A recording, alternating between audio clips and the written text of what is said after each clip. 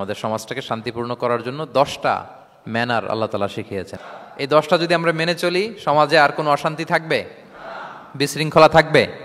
হানাহানি, মারামারি? সমাজটা একটা শান্তির সমাজ হবে, পিসফুল সমাজ হবে। 10টি আমরা গুনে গুনে সামনের দিকে আগাবো। 1 নম্বরে আল্লাহ তাআলা বললেন, ইয়া আইয়ুহাল্লাযীনা আমানু লা তুকদ্দিমু বাইনা ইয়াদাইল্লাহি ওয়া রাসূলিহি ওয়াত্তাকুল্লাহ ইন্নাল্লাহা সামিউন আলীম। ওহে বিশ্বাসীরা, তোমরা আল্লাহ আল্লাহর রাসূল তোমাদেরকে যা করতে বলে এইটার চেয়ে বেশি অ্যাডভান্স হয়েও না, অতটুকুতেই থাকো, ওইটাতেই কল্যাণ, ওইটাতেই বরকত। আল্লাহ আল্লাহ রাসূলের চাইতে বেশি বোঝা যাবে না, ওনারা যেটা বলেছেন এটাই ফাইনাল। মা কানা লিমুমিনিন ওয়ালা মুমিনাতিন ইযা কাদাল্লাহু ওয়া রাসূলুহু আমরান আইয়াকুনা লাহুমুল খিয়ারাতু মিন আমরিহিম। আল্লাহ আল্লাহ রাসূল যদি আমাদেরকে কোনো নির্দেশনা দেয়, তখন কোনো বিশ্বাসীর জন্য এটা মানলেও চলে, না মানলেও চলে, এরকম ভাবা যাবে? আল্লাহ রাসূলের পক্ষ থেকে, আল্লাহর পক্ষ থেকে একটা আদেশ আসছে, এখন এই আদেশ আপনি মানলেও হয়, না মানলেও হয়, এরকম নাকি ব্যাপারটা? বলেন তো। বরং মানতেই হবে, বরং কি মানতেই হবে, এটা কম্পালসারি, এটা অপশনাল না। তাহলে সমাজকে শান্তিপূর্ণ করার 1 নাম্বার গাইডলাইন হচ্ছে আল্লাহ রাসূলের পক্ষ থেকে যে নির্দেশনা আসবে এটা আপনাকে কম্পালসারি টু অ্যাবাইড বাই, এটা মানতেই আপনাকে হবে।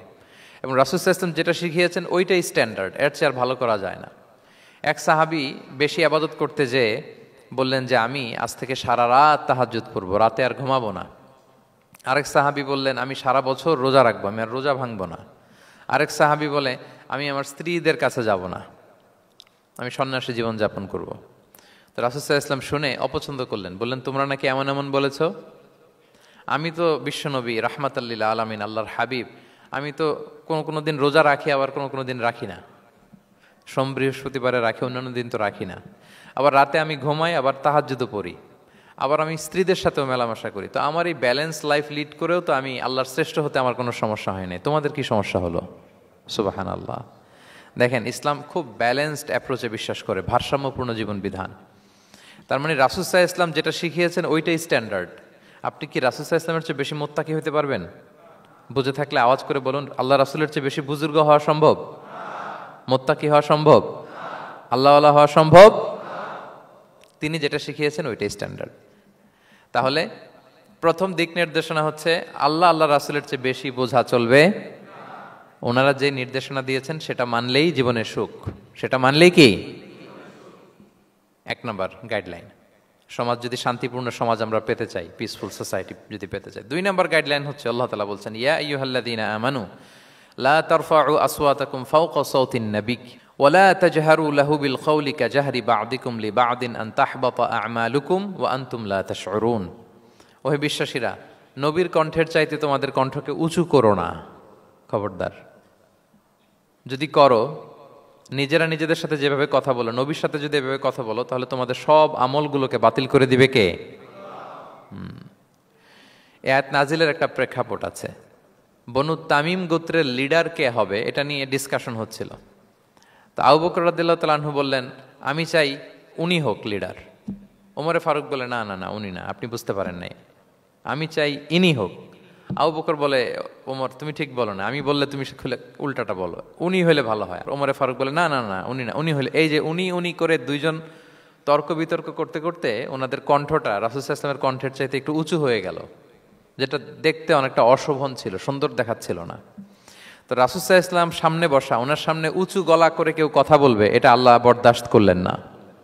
আরশের উপর থেকে আল্লাহ তাআলা আয়াত নাজিল করলেন, লা তারফাউ আসওয়াতাকুম ফাওকা সাওতিন নবী, খবরদার নবীর কণ্ঠের চাইতে যেন তোমাদের কণ্ঠ উঁচু হয়ে না যায়। যদি যায় তাহলে তোমাদের আমলগুলো বাতিল হয়ে যাবে। এবং নিজেরা নিজেদেরকে যেভাবে ডাকো সেভাবে ডেকো না, এরকম করলে আমল বাতিল হয়ে যাবে। তো আল্লাহ তাআলা এখানে আদব শিক্ষা দিলেন যে রাসূল সাল্লাল্লাহু আলাইহি ওয়াসাল্লামের সামনে কথা বলতে গেলে খুব ভদ্র ভাষায় কথা বলতে হবে, শালীন ভাষায় কথা বলতে হবে। মজার ব্যাপার হচ্ছে, আপনারা জানেন কিনা জানি না, যারা হজ উমরা করেছেন আপনারা দেখবেন যে রাসূল সাল্লাল্লাহু আলাইহি ওয়াসাল্লামের পবিত্র কবরের উপর এই আয়াতটা এখনো লেখা আছে যে লা তারফাউ আসওয়াতাকুম ফাওকা সাওতিন নবী, নবীর কণ্ঠের চাইতে যেন কণ্ঠ উঁচু হয়ে না যায়।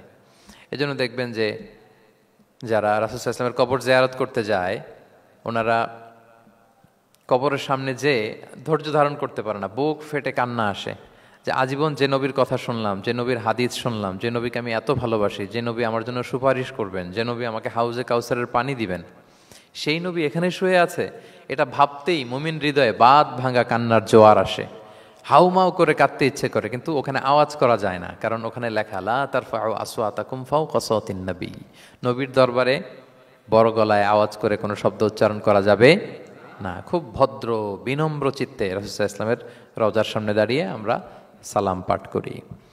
তো এই নিয়মটা শুধু যে রাসূল সাল্লাল্লাহু আলাইহি ওয়াসাল্লামের জন্যই খাস তা নয়, আমাদের আব্বা আম্মা, আমাদের শিক্ষক, মুরব্বী, আধ্যাত্মিক নেতা, ধর্মীয় গুরু, ইসলামী আন্দোলনের বড় লিডার, এরকম যে কারো সামনে বড় গলায় উঁচু গলায় আওয়াজ করে কথা বলা যাবে না, বরং সেখানে ভদ্রতা, এটিকেটস, নম্রতা এটা বজায় রাখতে হবে।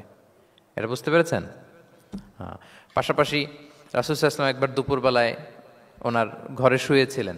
সূরার নাম হচ্ছে সূরাতুল হুজুরাত, মনে আছে তো আপনাদের? সূরার নাম কি?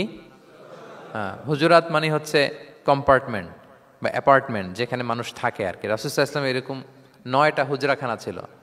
আপনার বাংলাদেশে ইমাম সাহেবের হুজরাখানা এই শব্দটার সাথে পরিচিত না সবাই? এই হুজরাখানা থেকে আল হুজরাত। রাসূল সাল্লাল্লাহু আলাইহি ওয়াসাল্লামের 9 জন স্ত্রী এই 9টা হুজরাতে থাকতেন এবং এগুলো মসজিদে নববীর সাথে অ্যাটাচ করা ছিল। দুপুরে খেয়ে রাসূল সাল্লাল্লাহু আলাইহি ওয়াসাল্লাম কাইলুলা করছেন, বিশ্রাম নিচ্ছেন।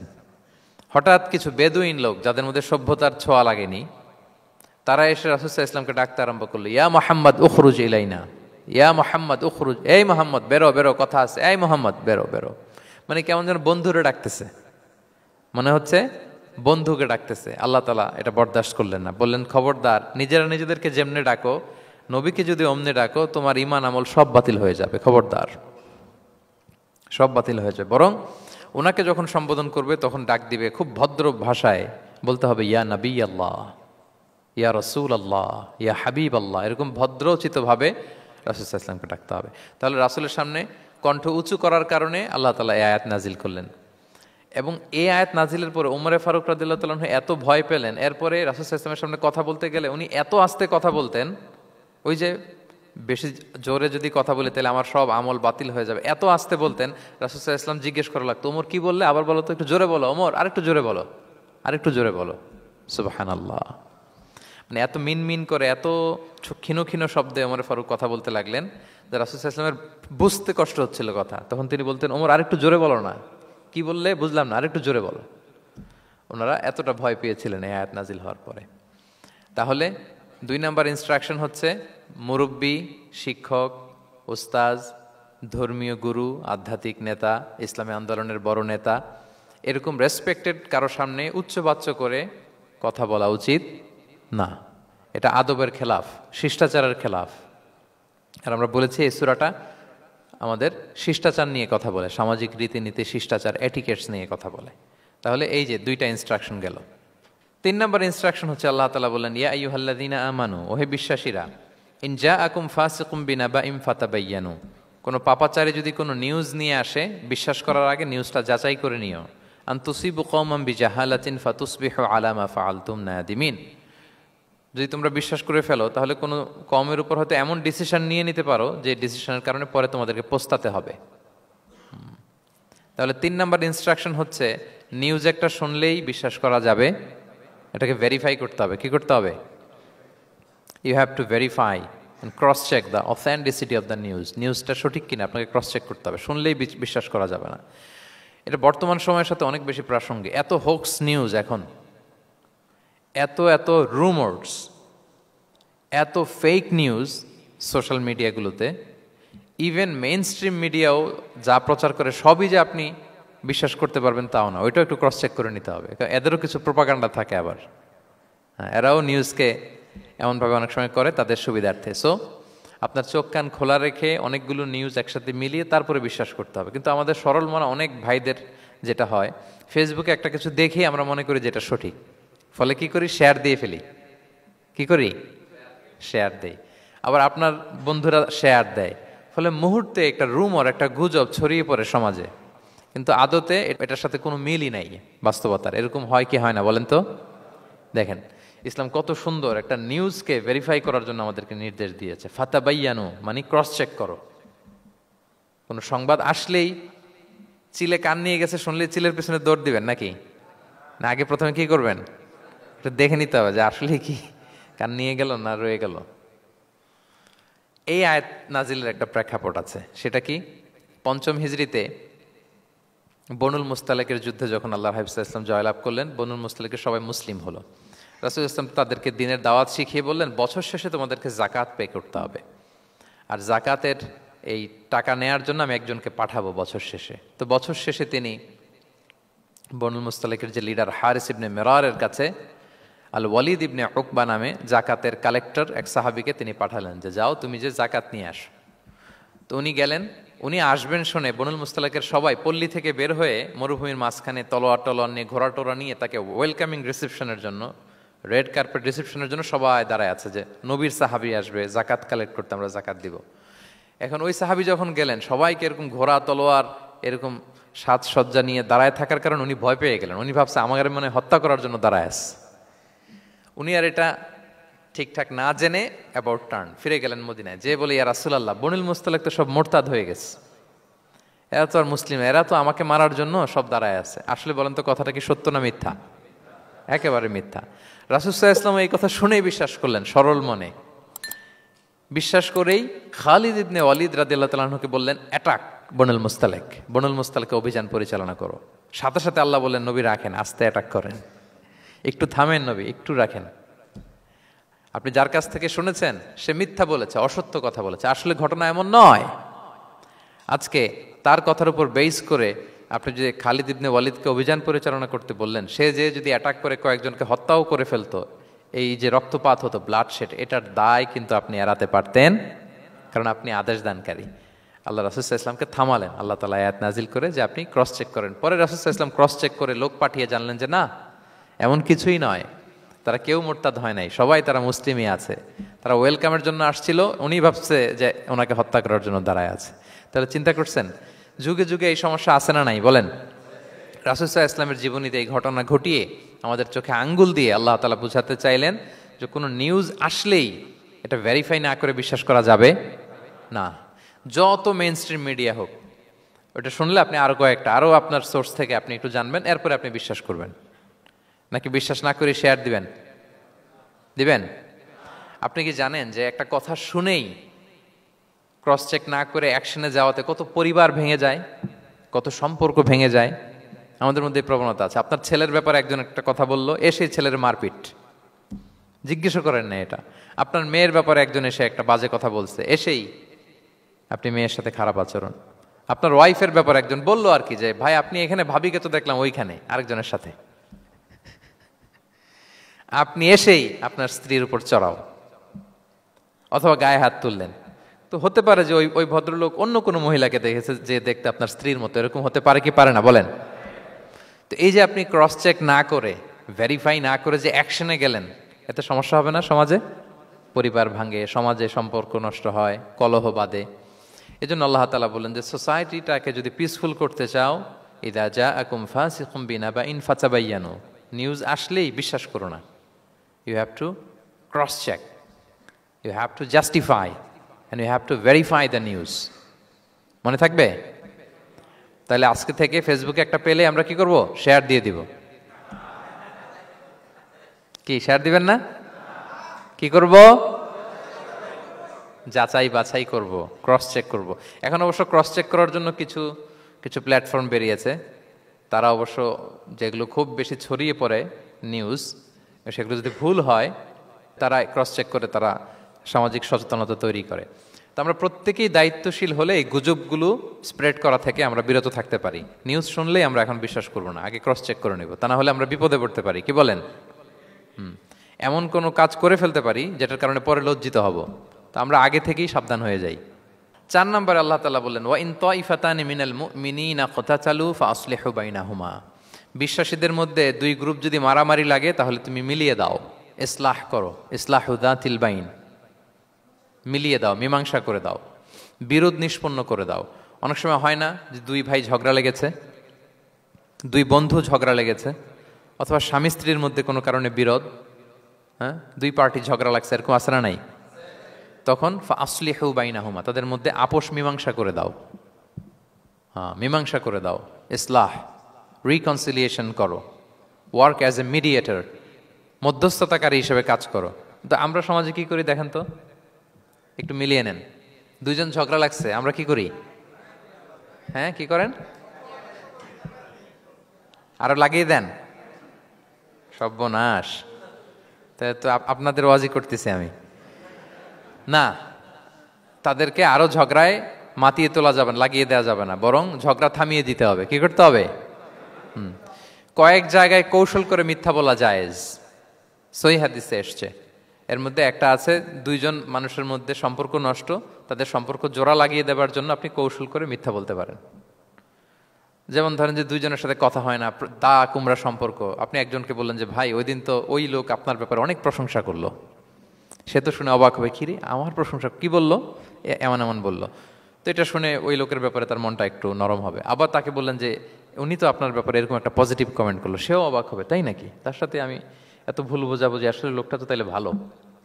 এই যে দুইজনকে আপনি এমন কিছু কথা কৌশল করে বললেন, ফলে তাদের মধ্যে একটা হৃদ্যতা তৈরি হবে। হঠাৎ দেখবেন যে একজন আরেকজনকে দেখে সালাম দিয়ে কথা বলে কোলাকুলি করে সেই আগের যেই শত্রুতা সব নিমেষে শেষ হয়ে গেছে। ঠিক কিনা বলেন? হ্যাঁ, এই যে মধ্যস্থতাকারী আপনি হলেন, এজন্য আল্লাহ তাআলা আপনাকে সওয়াব দিবেন। তাহলে বিবাদমান দুই গ্রুপ দেখলে আমরা আজ থেকে আরো ঝগড়া লাগিয়ে দিব না মিলিয়ে দিব? রাসূল সাল্লাল্লাহু আলাইহি ওয়াসাল্লাম বলেন, আলা উখবিরুকুম বিআফদালা দারাজাতিম মিন সাদাকাতি ওয়াস সিয়ামি ওয়াস সালাহ, নামাজ, রোজা, সাদাকা, এর চেয়েও একটা বড় মর্তবার ভালো কাজ আছে, সেটা কি আমি তোমাদের বলবো না? সাহাবারা বলল, বলেন। আল্লাহ রাসূল সাল্লাল্লাহু আলাইহি ওয়াসাল্লাম বললেন, সেটা হচ্ছে ইসলাহু যাতিল বাইন, দুই পক্ষকে মিলিয়ে দেয়া, বিবাদমান দুই গোষ্ঠীকে কি করা? মিলিয়ে দেয়া। এটা নামাজ, রোজা, সাদাকা এর চেয়েও বেশি সওয়াবের কাজ। দেখেন, আমরা ইসলামটা বোঝার ক্ষেত্রে আমাদের কত ল্যাকিংস। আমরা মনে করি শুধু লম্বা দাড়ি রাখলাম, তাসবিহ একটা নিলাম, আর জিকির করতেছি দিন রাত এক করে, এরপরে নামাজ পড়তে পড়তে কপালে দাগ ফেলে, এই বোধহয় ভালো কাজ, এই সব ভালো আমি করে ফেললাম। কিন্তু দেখেন, রাসূল ইসলাম বলেছে না, সমাজে বিবাদমান দুইটা গ্রুপকে যদি মিলিয়ে দাও, এটা নামাজ, রোজা, সাদাকার চেয়ে বেশি সওয়াব তুমি পাবে। তাহলে এখন থেকে যদি আমরা বিবাদ দেখি কি করব? মিলিয়ে দিব। কখনো আমরা ঝগড়া আরো বাদিয়ে দিব না। আগুন যদি লাগে সেখানে পানি ঢালবো নাকি তেল ঢালবেন? কি ঢালবেন? অনেকে কি ঢালে? আরো দাউ দাউ করে জ্বালাতে চায়। না না, এটা করা যাবে না, বরং আমরা মিলিয়ে দিব ইনশাআল্লাহ। বলেন সবাই। আল্লাহর হাবিব সাল্লাল্লাহু আলাইহি ওয়াসাল্লাম তিনি এই কাজটা করতেন। মক্কা থেকে মদিনায় গেলেন, মদিনায় আউস খাজরাজ দুইটা গোত্র, বছরের পর বছর যুদ্ধ, উনি যেই মিলিয়ে দিলেন। রাসূল সাল্লাল্লাহু আলাইহি ওয়াসাল্লাম এই যে সংলাপ, তারপর রিকনসিলিয়েশন, মিডিয়েশন, মধ্যস্থতা, এগুলোতে এক্সপার্ট ছিলেন। যে যুদ্ধ থামে না, এই যুদ্ধ মিলিয়ে দিলেন। কত প্রাণ গেল ওই যুদ্ধে, কিন্তু রাসূল সাল্লাল্লাহু আলাইহি ওয়াসাল্লাম যেই আউস খাজরাজ এখন ভাই ভাই হয়ে গেছে, ভাই ভাই করে দিলেন, ভ্রাতৃত্বের বন্ধনে ওনাদেরকে আবদ্ধ করে দিলেন আল্লাহর হাবিব সাল্লাল্লাহু আলাইহি ওয়াসাল্লাম। এবং সহিহ বুখারীতে একটা বাব আছে, বাবের শিরোনাম হচ্ছে বাবু কওলুল ইমাম ইযহাবু বিনা নুসলিহ বাইনাকুম, মানে আমাকে নিয়ে চলো আমি মিলিয়ে দিব। এটা ছিল রাসূল সাল্লাল্লাহু আলাইহি ওয়াসাল্লামের বিখ্যাত বাণী। ঝগড়া একটা লাগছে, রাসূল সাল্লাল্লাহু আলাইহি ওয়াসাল্লাম বলতেন, আরে আমি আসি না, আমাকে নিয়ে যাও, আমি মিলাই দেবো। কোথাও কিছু হয়েছে, আমাকে নিয়ে যাও, আমি তো আছি, মিলাই দেবো। রাসূল সাল্লাল্লাহু আলাইহি ওয়াসাল্লাম এসেছেনই মানুষকে মিলানোর জন্য, গড়ার জন্য এসেছেন, ভাঙার জন্য নয়। তাহলে 4 নাম্বার যেটা আমরা জানলাম, যে বিবাদমান দুই পক্ষকে আমরা কি করব? মনে থাকবে? এই যে আমি শুরুতে বলেছিলাম, যে একটা শান্তিপূর্ণ সমাজ যদি আপনি গড়তে চান, তাহলে এই 10টা ইনস্ট্রাকশনের কোনো বিকল্প নাই। এখানে সোশ্যাল নর্মস, কিছু মোরালিটি, কিছু ভ্যালিউজ, বিশেষ করে ম্যানার্স আমাদেরকে শিখিয়েছেন আল্লাহ তাআলা। তাহলে 4টা জানলাম। কয়টা? 5 নম্বরে আল্লাহ বলেন, ইয়া আইয়ুহাল্লাযীনা আমানু লা ইয়াসখার কওমুন মিন কওম আসা আন ইয়াকুনু খায়রাম মিনহুম। ওহে বিশ্বাসীরা, তোমরা একে অপরকে তুচ্ছ তাচ্ছিল্য করো না, হাসি ঠাট্টা করো না, কাউকে সুখরিয়া মানে কাউকে তুচ্ছ করা, কাউকে নিয়ে ব্যঙ্গ করা, হাসি তামাশা করা, এটা করো না, এটা কবিরা গুনাহ। মানে এমন কোনো কথা বলো না যাতে তোমার ভাইয়ের মনে কষ্ট হয়, এরকম কিছু বলা যাবে না। আমরা অনেক সময় এটা করে ফেলি, এমন কথা বলি যেটাতে আরেক ভাই বা আরেক বোন কষ্ট পায়। আমরা খুব সিম্পলি বলি, কিন্তু এটা কবিরা গুনাহ। এটা কি? বিশেষ করে তার আকৃতি নিয়ে আপনি কিছু বলতে পারবেন না, এটা বড় কবিরা গুনাহ। এটাকে বডি শেমিং বলে। কি বলে? বডি শেমিং হারাম। কারণ বডি স্ট্রাকচার, এটাকে আমার ইচ্ছে মতো হয়েছে না আল্লাহ বানাইছে? আচ্ছা, আপনি যে এত সুন্দর ফর্সা, কে বানালো? হ্যাঁ, আবার আরেকজন যে একটু শ্যামবর্ণের, তাকে কে বানালো? আপনি লম্বা, কে বানালো? কেউ খর্বাকৃতির, খাটো, তাকে কে বানালো? তাহলে আপনি আকৃতি নিয়ে তাকে যদি ঠাট্টা করেন, আসলে কি ঠাট্টা কি তাকে করা হলো নাকি আল্লাহকে? কারণ আসল ডিজাইনারটা কে? হুয়াল্লাযী ইউসাউবিরুকুম ফিল আরহামি কাইফা ইয়াশা। আল্লাহ তাআলা তোমাদেরকে যেমন চেয়েছেন ঠিক তেমন মাতৃগর্ভে তোমাদেরকে ডিজাইন করেছেন, তোমাদের আকৃতি দিয়েছেন। এজন্য কারো আকৃতি নিয়ে অবজ্ঞা করা, তুচ্ছ করা, হেয় করা, এটা প্রকারান্তরে আল্লাহকে অবজ্ঞা করার সমান। দ্য ক্রিয়েটর, যিনি স্রষ্টা, তাকে আপনি অবজ্ঞা করেছেন, ঠিক কিনা বলেন? তাহলে এখন কারো আকৃতি নিয়ে কিছু বলবেন? আমরা বাংলাদেশে এরকম বলি না, বেশি মোটা হলে তাকে একটা নাম দিয়ে ফেলি। হ্যাঁ, কি বলি? কি বলেন? মোটু। তারপর কেউ চিকন হলে তাকে একটা নাম দিয়ে ফেলি, চিকন আলী। এরপর ধরেন যে কারো হয়তো নাক ছোট, চোখ ছোট, তাকে চাকমা বলে আমাদের এলাকায়। হ্যাঁ, নাক ছোট, চাকমা। তো এটা হইলো? তো সে কি নিজে তার নাককে এরকম বানাইছে? এরকম নানা ধরনের আকৃতির অনেক কিছু হতে পারে। এই যে বডি শেমিং, এটা হারাম। এটা কি? এবং জরিপে এসেছে অনেক বাচ্চারা স্কুলে যেতে চায় না তার দেহের বিভিন্ন আকৃতি নিয়ে, তার বন্ধুরা তাকে টিস করার কারণে। খুব মোটা সে, তাকে নিয়ে তার ফ্রেন্ডরা এমন কথা বলে, সে আর স্কুলে যাওয়ার প্রতি আগ্রহ ফিরে পায় না। এটা কত বড় সামাজিক সমস্যা আপনি খেয়াল করেছেন? হ্যাঁ, কখনো কারো আকৃতি নিয়ে কোনো কমেন্টস করা যাবে? কারণ আকৃতিটা দিয়েছে কে? এটা খবরদার, এটা বড় কবিরা গুনাহ। আব্দুল্লাহ ইবনে মাসউদ রাদিয়াল্লাহু তাআলা আনহু, এই সাহাবী, ওনার পা দুইটা ছিল চিকন, চিকন পা। উনি একবার আরাক গাছের চূড়ায় উঠেছেন, মেসোয়াকের ডাল ভেঙে মেসোয়াক করবেন। বাতাসের ঝাপটা, ওনার লুঙ্গিটা একটু সরে গিয়েছে, পা দুইটা দেখা গিয়েছে। তো এত চিকন পা দেখে সাহাবারা সবাই হাসতেছে নিচে। রাসূল ইসলাম বললেন, ব্যাপার কি, তোমরা হাসো কেন? বলে যে ইবনে মাসউদের পা গুলো দেখে দেখেনি রাসূল কত চিকন পা, হাসতেছে। রাসূল ইসলাম রাগান্বিত হলেন, বললেন, ওই সত্তার শপথ যার হাতে আমার আত্মা, ওই আল্লাহর কসম করে আমি বলি, লাহুমা আসকালু ফিল মিজান মিন উহুদ, এই পা দুটো মিজানের পাল্লায় রাখা হলে কিয়ামতের দিন উহুদ পাহাড়ের চেয়ে বেশি ভারী হয়ে যাবে। তার মানে এত সম্মান ইবনে মাসউদের, সম্মান আল্লাহর কাছে, কল্পনা করেন, উহুদ পাহাড়ের চেয়ে বেশি ভারী হয়ে যাবে। কিন্তু আমরা অনেক সময় এই মানুষের আকৃতি নিয়ে তুচ্ছ তাচ্ছিল্য করি। রাসূল সাল্লাল্লাহু আলাইহি ওয়াসাল্লামের একজন স্ত্রী ছিল, নাম সফিয়া। কি নাম? সফিয়া বিনতে হুয়াই ইবনুল আখতাব। উনি আকৃতিতে কিছুটা খাটো ছিলেন এবং একটু স্থূলাকৃতির ছিলেন। তো এটাকে একটু ইঙ্গিত করে আম্মাজান আয়েশা রাদিয়াল্লাহু তাআলা আনহা একবার একটা শব্দ ব্যবহার করেছেন, মানে শব্দ দিয়ে কৌশলে বুঝিয়েছেন, তানি কসিরা, মানে আপনার সেই খাটো স্ত্রী সফিয়া। নারীদের মধ্যে এটা থাকে স্বাভাবিক, মানবীয় কারণে। একাধিক স্ত্রী হলে মানবীয় কারণে একটু জেলাসি বা একটু কিছু বিষয় থাকে, এটা থেকে মানুষ বেরোতে পারে না, এবং সেটা নবীদের স্ত্রীরাও সেটা থেকে বেরোয়া সম্ভব ছিল না। তো কথা বলতে বলতে এমন একটা শব্দ বললেন যেটা দিয়ে সাফিয়া রাদিয়াল্লাহু তাআলা আনহাকে বুঝালেন যে আপনার অমুক স্ত্রী, মানে তিনি আকৃতিতে কিছুটা খাটো এবং কিছুটা স্থূলাকৃতির। এই শব্দটা রাসূল সাল্লাল্লাহু আলাইহি ওয়াসাল্লাম পছন্দ করলেন না। বললেন, আয়েশা, এটা তুমি কি বললে? আয়েশা, তুমি কি জানো, লাকুত কুলতি কালিমা, তুমি এমন একটা শব্দ বলেছো সফিয়ার ব্যাপারে, লাউ মুজিজাত বিমা ইল বাহরি লা মাজহাজাতহু, এই শব্দটা যদি নীল সাগরে ছেড়ে দেয়া হয় তাহলে এই শব্দের পঙ্কিলতার কারণে নীল সাগরের পানি মুহূর্তেই কালো হয়ে যাবে। আর এরকম শব্দ যেন আমি না শুনি। আম্মাজান আয়েশা রাদিয়াল্লাহু তাআলা আনহা সচেতন হয়ে গেলেন, আর কখনো এরকম বলেননি। দেখেন, রাসূল ইসলাম কখনো এই বডি শেমিংকে স্পেস দিতেন না, কখনো না। আমরা এগুলোকে ছোট মনে করি, কিন্তু যাকে আপনি বলেন সে অনেক কষ্ট পায় মনে, সে খুব মনে কষ্ট পায়, এজন্য এটা বলা যাবে না, খবরদার।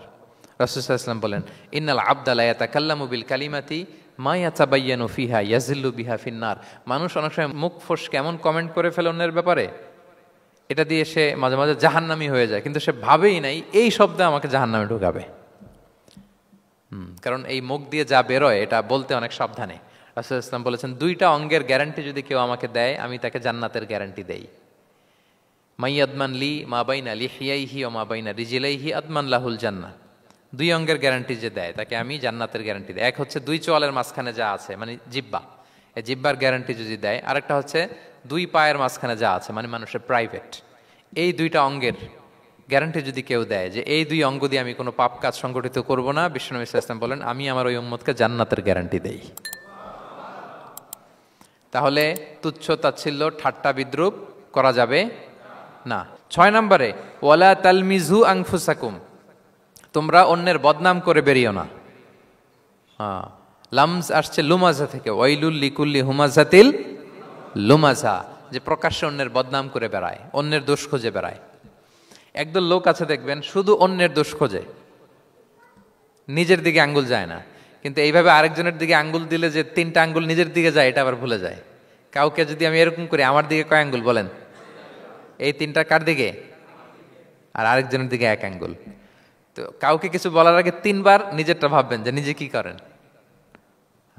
ওয়ালা তালমিজু, অন্যের বদনাম করো না, প্রকাশ্যে অন্যের দোষ খোঁজো না। সবচেয়ে বুদ্ধিমান সে যে নিজের দোষ খোঁজে, নিজের সমালোচনা যে করতে পারে সেই সর্বাপেক্ষা বুদ্ধিমান। কিন্তু আমরা একদল আছি শুধু সমালোচনা, ওর এই সমস্যা, ওর এইটা, ওর ওর মানে তার দায়িত্ব হচ্ছে সবার সমস্যা বের করা। এরকম দায়িত্বপ্রাপ্ত কিছু লোক আছে না নাই? সবাই না, এগুলো থেকে আমাদের বেরিয়ে আসতে হবে। অন্যের দোষ খোঁজা বাদ দিতে হবে, দোষ খুঁজলে নিজের দোষ খুঁজতে হবে। আমরা আত্মসমালোচনা করবো। খেয়াল রাখবেন, সবচেয়ে ভালো হচ্ছে আত্মসমালোচনা। সবচেয়ে ভালো কি? তারপরে মোটামুটি ভালো হচ্ছে আলোচনা, আর সবচেয়ে খারাপ হচ্ছে সমালোচনা। কিন্তু আমরা সবচেয়ে করি বেশি কোনটা? এটা চেঞ্জ করতে হবে, আত্মসমালোচনা বাড়াইতে হবে। আমি প্রায় একটা কথা বলি, small people talk about people, average people talk about things, and great people talk about ideas. ছোট মনের মানুষ যারা, এরা মানুষ নিয়ে কথা বলে, এর এই সমস্যা ওর। মাঝারি ধরনের যারা, এরা বিভিন্ন বিষয় নিয়ে, ঘটনা নিয়ে কথা বলে। গ্রেট মাইন্ড যারা, এরা আইডিয়া নিয়ে কথা বলে, যে এই আইডিয়া ইমপ্লিমেন্ট করলে সমাজের এটা সমাধান হবে, এই আইডিয়া জেনারেট করতে পারলে এইটা কাজ হবে। তো এখন বলেন, আপনি কি ছোট মনের মানুষ হবেন না বড় মনের? অন্যের দোষ খুঁজবো আর তাহলে কারটা খুঁজবো? ইনশাল্লাহ বলেন সবাই। কটা গেল? 7 নাম্বার, ওয়ালা তানাবাজু বিল আলকাব, কাউকে মন্দ উপনামে ডেকো না। মন্দ উপনামে ডেকো না মানে কাউকে একটা বিশেষ নাম দিও না, তার নামটা সুন্দরভাবে ডাকো। নাম বিকৃতি করা কবিরা গুনাহ। নাম, আপনি বলুন হুজুর এটা একটা কথা হইলো, নাম বিকৃতি করছি তো কি হয়েছে? এটা আপনার কাছে সমস্যা নাই। ধরেন যে ওই লোকের নাম আব্দুল্লাহ, আপনার কাছে আব্দুল্লাহ এটা সিম্পল, ধুর আব্দুল্লাহ একটা কিছু হইলো। কিন্তু যার নাম আব্দুল্লাহ তার কাছে এটা অনেক দামি। তার কাছে কি? কারণ এটা তার পরিচয় বহন করে। ধরেন যে আমার নাম কি মিজান, আপনার কাছে মনে হয় আরে মিজান একটা নাম হইলো, তা আমার কাছে তো এটা অনেক গুরুত্বপূর্ণ, কারণ এটা আমার পরিচয় বহন করে। এই নামে মানুষ আমাকে ডাকে, ফলে এটা আমার খুব আদরের, আমার কাছে বড্ড যত্নের, দরদের নামটা। আপনার কাছে নাও হইতে পারে। মানুষ প্রত্যেকে তার নিজের নামকে খুব পছন্দ করে। দেখবেন যে মানুষ কাগজ পেলে নিজের নামটা লেখে, সিগনেচার দেয় একটা, দেখবেন দেয়। এরপর দেখবেন যে সি বিচে ঘুরতে গেলে বালুর মধ্যে নিজের নামটা লিখে, দেখবেন লিখে। শুধু তাই না, লিখে আবার একটা লাভ আঁকে, লাভ চারদিকে আঁকে। কেন আঁকে? কারণ এই নামটা সে পছন্দ করে অনেক, এটা তার কাছে গুরুত্বপূর্ণ, আপনার কাছে নাও হতে পারে। এজন্য প্রত্যেকের নামটা তার কাছে খুব আদরের, যত্নের। তার নামটা আপনি সুন্দরভাবে বলবেন। নাম আপনি বিকৃত করতে পারবেন না। এটা কি গুনাহ? সগীরা কবিরা গুনাহ। এটা আমরা সমাজে করি, নাম বিকৃত করি না, নাম বিকৃত করা যাবে না। ওয়ালা তানাবাজু বিল আলক, মন্দ নামে ডেকো না। আমাদের সমাজে এটা আছে। দেখবেন যে বাবা মা সুন্দর নাম রেখেছে আবু বকর, ওকে ডাকে বকইরা, আছে না এরকম? তারপর নাম রেখেছে ধরেন আব্দুল কুদ্দুস, ওকে ডাকে, নাম রেখেছে আব্দুল ওয়াক্কাস, ওকে ডাকে। এই বিকৃতি আপনি করতে পারবেন? কারণ কিয়ামতের দিন আপনার নাম ধরে, আপনার বাবার নাম ধরে ডাকা হবে। তুদআউনা ইয়াউমাল কিয়ামাতি বিআসমাইকুম ওয়া আসমাই আবাইকুম। কিয়ামতের দিন তোমার নাম, তোমার বাবার নাম, যখন আপনাকে ডাকবে ফেরেশতারা, আপনার নাম এবং আপনার বাবার নাম ধরে ডাকা হবে। এজন্য রাসূল সাল্লাল্লাহু আলাইহি ওয়াসাল্লাম বলেন, ফা আহসিনু আসমাক, তোমাদের নামগুলো সুন্দর রেখো, নাহলে সেই দিন ডাকবে বল্টুর ছেলে কল্টু দাঁড়াও, তখন এই কোটি কোটি মানুষের সামনে আপনি এই নাম নিয়ে দাঁড়াবেন আর লজ্জায় পড়বেন। আর যদি বলে আব্দুর রহমানের ছেলে আব্দুল্লাহ, আসো, কত সুন্দর। নামগুলো ভালো আলেম দিয়ে ক্রস চেক করে, কনসালটেশন করে এরপরে রাখবেন। আর কাউকে মন্দ নামে কখনো ডাকা যাবে না। তার বংশের কোনো খারাপ কিছু দিয়ে তাকে ডাকা যাবে না। ধরেন একজনের বাবা ছিল চোর, কিন্তু তার সন্তান সে সৎ মানুষ হইতে পারে না। এখন বাবার কথা কি আপনি চোরের পোলা বলে ডাকতে পারবেন? আপনি ডাকবেন না, বলতে পারবেন না, কারণ সে তো ভালো। তাহলে নাম বিকৃত করা, মন্দ উপনামে ডাকা, এটা কবিরা গুনাহ। এটা আমরা কখনো করব? মনে থাকবে প্রিয় ভাইরা? আচ্ছা, 8 নম্বরে আল্লাহ তাআলা বলছেন, ইয়া আইয়ুহাল্লাযীনা আমানু জিতানিবু কাসীরাম মিনায-যন, ওই বিশ্বাসীরা তোমরা ধারণা থেকে বেঁচে থাকো। ইন্না বা'দা-যন্নি ইসমুন, কিছু কিছু ধারণা আছে এটা পাপ। ধারণা, অ্যাজাম্পশন করে কথা বলা নিষেধ। ধারণার উপর বেস করে কথা বলা যাবে। অনেকে ধারণার উপর কথা বলে, বেশিরভাগ ধারণাই মিথ্যা হয়। ধারণার বেশিরভাগ কি হয়? সো আপনি ধারণা, বেসড অন ধারণা আপনি কোনো কথা বলতে পারবেন, মানে যেটাকে আমরা বাংলায় বলি আন্দাজে কথা বলা। বাংলা আমরা কি বলি? আন্দাজে আপনি কিছু বলতে পারবেন না, আপনাকে নিশ্চিত হইতে হবে। আমরা খালি চোখে যা দেখি, বাস্তবে ওই ঘটনা নাও হতে পারে এরকম। হোয়াট এভার উই সি, এটা রিয়েল সিনারি নাও হতে পারে, ভেতরে হয়তো এমন কিছু একটা আছে যেটা আমরা জানি না। এজন্য ধারণা করে কথা বলা নিষেধ ইসলামে। ওয়া ইন্না যান্না লা ইউগনি মিনাল হাক্কি শাইআ, আল্লাহ বলেন ধারণা কখনো সত্যের বিকল্প হতে পারে না। আপনাকে সত্যটা জেনে বলতে হবে, আপনি ধারণার উপর কিছু বলতে। আমরা এরকম সমাজে অনেক করি, অনেক। আপনি পাবেন, দেখবেন যে ধরেন যে আপনাকে আপনার এক বন্ধু দেখলো, রিক্সা দিয়ে যাচ্ছেন, আপনার পাশে এক নারী বসা, তো সে অনেক কিছু খারাপ ধারণা করতে পারে। এরকম হয় না সমাজে? এমন হতে পারে যে আপনি আপনার ছোট বোনকে নিয়ে বেরিয়েছেন, হতে পারে না? কিন্তু আপনি তো একটা ধারণা করে ফেললেন অন্য কিছু। বা আপনার ভাগ্নিকে নিয়ে বের হয়েছেন, আপনার আপন খালাকে নিয়ে বেরিয়েছেন কোনো কাজে, ডাক্তারের কাছে, বা কিছু একটা হতে পারে। কিন্তু তাকে দেখেই আমি এদিক সেদিক বলতে আরম্ভ করলাম যে ওকে তো দেখছি এরকম এরকম এরকম। আছে না নাই? আমাদের সমাজে আমি দেখেছি যে কারো যদি ঠোঁট কালো হয় তো মানুষ ধারণা করে নেয় লোকটা মনে হয় সিগারেট খায়। কিন্তু সিগারেট সেবন করা ছাড়াও কারো ঠোঁট কালো হতে পারে কি পারে না বলেন? এই যে এগুলো সমাজে প্রচলিত। বিয়ে করার পর পর ইমিডিয়েট যদি কেউ একটা গাড়ি কিনে বা হুন্ডা কিনে, এটা কি বলে বলেন তো? এই বোধহয় শ্বশুর বাড়ি থেকে যৌতুক নিয়ে আসছে। দেখছেন, এরকম ভুরি ভুরি আপনি সমাজে পাবেন যে আন্দাজে ধারণার উপরে আমরা অনেক কথা বলে ফেলি, কিন্তু নিশ্চিত না হয়ে আপনি কোনো কমেন্টসে যেতে পারবেন না, এটা একেবারে নিষেধ। 9 নম্বরে আল্লাহ বললেন ওয়ালা তাজাসসু, গোয়েন্দাগিরি করো না, স্পাইগিরি করো না, অন্যের ব্যক্তিগত বিষয় নিয়ে খোটাখুটি করো না। এরকম স্বভাব আমাদের অনেকের আছে না নাই? অনেকে দেখবেন যে অনেকের প্রাইভেট বিষয় নিয়ে খোঁচাখুচি করতে সে বড্ড মজা পায়। আছে এরকম? এটা হারাম। আওয়াজ করে বলুন, এটা কি? ওয়ালা তাজাসসু, গোয়েন্দাগিরি করো না। Everyone has personal space and no one should interfere someone's personal space. কেউ কারো পার্সোনাল স্পেসে ইন্টারফেয়ার করা যাবে না। প্রত্যেকের একটা প্রাইভেট এরিয়া আছে, প্রাইভেসি আছে। দেখেন ইসলাম প্রাইভেসিকে কত গুরুত্ব দেয়, প্রত্যেকের প্রাইভেসিকে ইসলাম কত গুরুত্ব দেয়। কারো প্রাইভেসির মধ্যে ইন্টারফেয়ার করা এটা ইসলাম পছন্দ করে না। এজন্য খবরদার, কারো ব্যক্তিগত কোনো ইস্যু নিয়ে আমরা নাক গলাতে পারবো না। কারো মোবাইল ধরে মোবাইলের গ্যালারি চেক করা, কারো ইনবক্স চেক করা, কাউকে না বলে কারো চিঠি পড়ে ফেলা, উকি মারা, আড়ি পাতা, এগুলো হারাম। এগুলো কি? এরকম সব আমাদের আছে না নাই? আড়ি পেতে শুনতে চাই, উকি মারি, তারপর সে কি করে দেখি তার প্রাইভেট মুহূর্তে, তারপর তার মোবাইল চেক করি, তার গ্যালারি চেক করি, তার ইনবক্স চেক করি। এই দায়িত্ব ইসলাম আমাদেরকে দেয়। এমনকি ইসলামী রাষ্ট্রও যদি হয়, ইসলামী রাষ্ট্রের জন্য এটা দায়িত্ব না যে প্রত্যেকে ব্যক্তিগত তার বেডরুমে তার প্রাইভেট লাইফে কি করে এটা দেখা, ইটস নট হিজ বিজনেস। ইসলামী রাষ্ট্র মানুষকে ন্যায়, কল্যাণের পথ, সুন্দর জীবন পরিচালনার জন্য উৎসাহিত করবে, কিন্তু প্রত্যেকে প্রাইভেট লাইফে কি করে ওইটা সিসি ক্যামেরা লাগিয়ে দেখা, এটা কারো দায়িত্বের মধ্যে পড়ে না। এটা একেবারে নিষেধ। এটাকে বলে তাজাসসুস, গোয়েন্দাগিরি করা। বরং ইসলাম কি উৎসাহিত করে জানেন? অন্যের দোষ দেখলে এটাকে গোপন রাখতে উৎসাহিত করে। গোপন রাখবেন। মান সাতারা আইবান সাতারাহুল্লাহু ইয়াউমাল কিয়ামা, কেউ যদি তার ভাইয়ের দোষ গোপন রাখে কিয়ামতের দিন আল্লাহ তার দোষ গোপন রাখবে। ওমান কাশাফা আওরাতা আখি, বিষ্ণু বলেন কিন্তু কেউ যদি তার ভাইয়ের কোনো গোপন জিনিস প্রকাশ করে দেয়, কাশাফাল্লাহু আওরাতাহু, আল্লাহ তার সব গোপন জিনিস প্রকাশ করে দিবে। বলেন আমাদের প্রত্যেকেরই গোপন জিনিস আছে না নাই? এখন আমাদের সব ভুল, সব গোপনীয়তা যদি প্রকাশ হয়ে যায়, কি হবে তখন?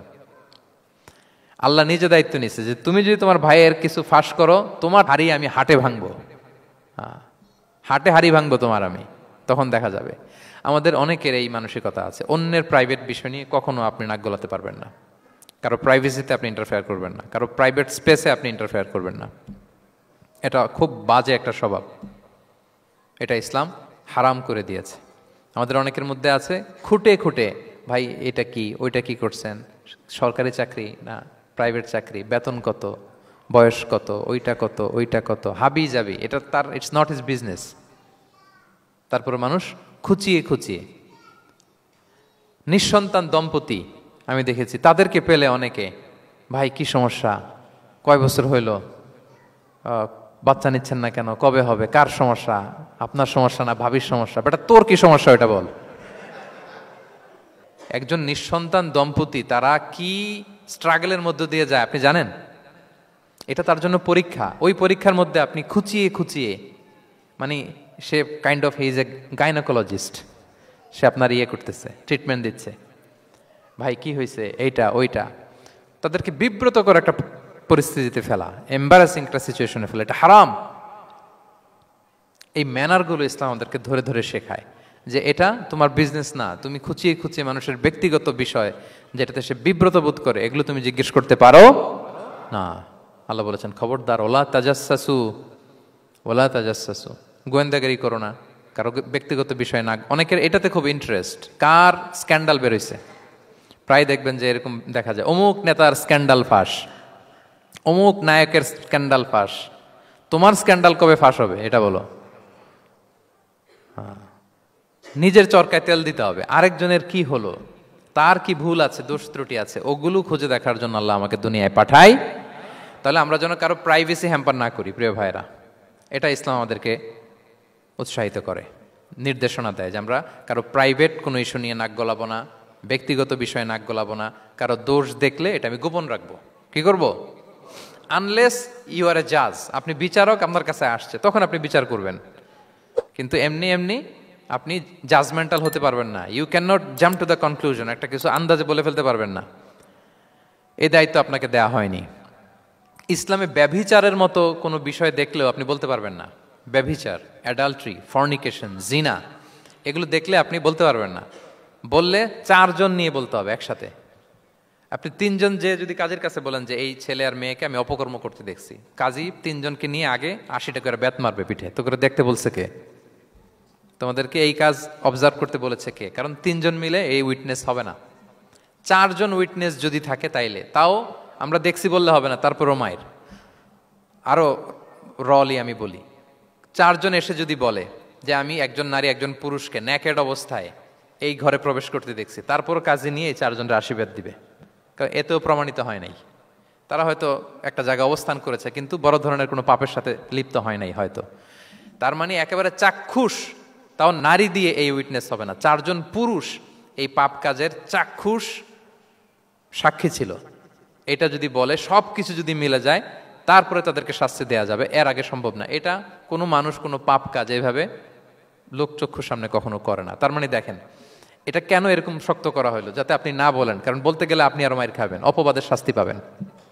হ্যাঁ, ইফকের শাস্তি। ইসলাম কিভাবে মানুষের প্রাইভেসিকে হেফাজত করে। কেউ কোনো একটা মানুষ হয়তো কখনো শয়তানের ওয়াসওয়াসায়, নফসের তাড়নায়, বন্ধুর পাল্লায় পড়ে কোনোভাবে সে পাপে জড়িয়ে পড়েছে, আপনি এটাকে ইস্যু বানাচ্ছেন, কিন্তু এমন হতে পারে ওই পাপের পরে সে এমনভাবে তওবা করেছে, এমনভাবে ফিরে এসেছে, এমনভাবে প্র্যাকটিসিং হয়েছে যে সে ভালো কাজ দিয়ে আপনাকেও ছাড়িয়ে গেছে।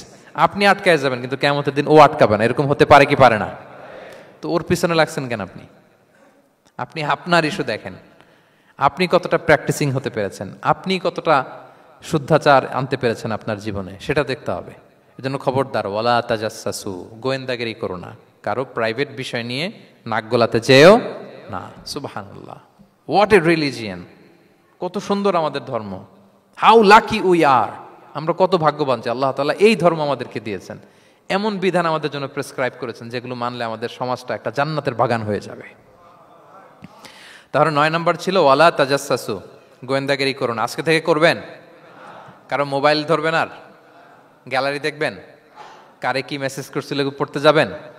গোপনে তার ড্রয়ার খুলে তার চিঠি পড়বেন? আড়ি পাতবেন? উকি মারবেন? কারো গোপন বিষয় নিয়ে ইন্টারেস্ট দেখাবেন? কথা বলেন না, দেখাবেন? এগুলো নিয়ে কোনো ইন্টারেস্ট আমরা দেখাতে পারবো না। গোয়েন্দাগিরি আমাদেরকে বাদ দিতে হবে। আল্লাহ আমাদেরকে বোঝার তৌফিক দান করুক। কয়টা গেল? আর একটা, লাস্ট নাম্বার। আল্লাহ বলেন, সর্বশেষ আল্লাহ বলেন, ওয়ালা ইয়াগতাব বা'দুকুম বা'দা, একে অপরের পরনিন্দা চগলখড়ি করো না। ইয়াগতাব মানে গীবা, গীবত করো না। আইয়ুহিব্বু আহাদুকুম আন ইয়াকুলা লাহমা আখিহি মাইতান ফাকারিহতুম, তোমরা কি চাও যে তোমরা তোমাদের মৃত ভাইয়ের গোশত ভক্ষণ করবে? মানে যে ব্যক্তি গীবত করে সে যেন তার মৃত মরা ভাইয়ের পচা গোশত খায়। গীবত করা, গীবত কাকে বলে? রাসূল সাল্লাল্লাহু আলাইহি ওয়াসাল্লাম বলেন, গীবত হচ্ছে যিকরুকা আখাকা বিমা ইয়াকরাহু, তোমার ভাইয়ের অনুপস্থিতিতে তোমার ভাই সম্পর্কে এমন কিছু বলা যেটা শুনলে সে অপছন্দ করে, এমন কিছু বলা যেটা শোনা সে পছন্দ করে না। তো এক সাহাবী বলেন, ইয়া রাসূলুল্লাহ আফারাআইতা ইন কানা ফি মা আকুল, হে আল্লাহর রাসূল, আমার ভাইয়ের মধ্যে যদি আসলেই সেই সমস্যাটা থাকে তাইলেও কি গীবত হবে? রাসূল সাল্লাল্লাহু আলাইহি ওয়াসাল্লাম বললেন, আরে তাইলেই তো গীবত হবে। ওই দোষ যদি থাকে, ওটা তার অনুপস্থিতি যদি বলে বেরো তাইলেই তো গীবত হবে। আর ওই দোষ যদি না থাকে তাহলে তো অপবাদ হবে, এটা তো আরো বড় গুনাহ, ওটা তো বহতান। তাহলে এই গীবা ইংরেজিতে বলে ব্যাক বাইটিং। ইংরেজিতে কি বলে? এই ব্যাক বাইটিং, চগলখড়ি বা পরনিন্দা, আরবিতে বলে গীবাত। এই গীবত আমরা করব না। কারো কিছু বলা থাকলে আপনি তাকে সরাসরি নাসিহাত করুন। আর দিন ওয়ান নাসিহা, দিন হচ্ছে উপদেশ দেয়া, শুভ কামনা করা, তার প্রতি শুভ কামনা করে আপনি তাকে বুঝান, সে হয়তো বুঝবে। কিন্তু আপনি তার অনুপস্থিতিতে তার নামে বাজে কথা, মন্দ কথা বলতে পারবেন? এটা অনেক বড় পাপ। একজনের ব্যাপারে আরেকজনের কান ভারী করা, ওর কথা ওর কাছে, ওর কথা ওর করে, এরকম করে সমাজের মধ্যে একটা গিরিঙ্গি লাগায়, আছে না নাই? এটা হারাম।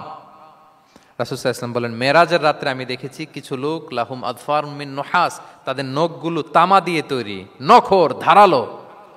ইয়াখদাশুনা বিহা উজুহাহুম ওয়া সুদুরাহুম, তারা তাদের নিজের নখ দিয়ে নিজের গালের গোশত, বুকের গোশতগুলো টেনে টেনে ছিটছে। রাসূল সাল্লাল্লাহু আলাইহি ওয়াসাল্লাম জিবরাইল আলাইহিস সালামকে বললেন, মানহুম ইয়া জিবরিল, জিবরিল কারা এরা, এত বড় শাস্তি? জিবরাইল আলাইহিস সালাম বললেন, হুম আহলুল গীবা মিন উম্মাতিক, এরা হচ্ছে আপনার উম্মতের মধ্য থেকে তারা যারা গীবত করে। তারা কি করে?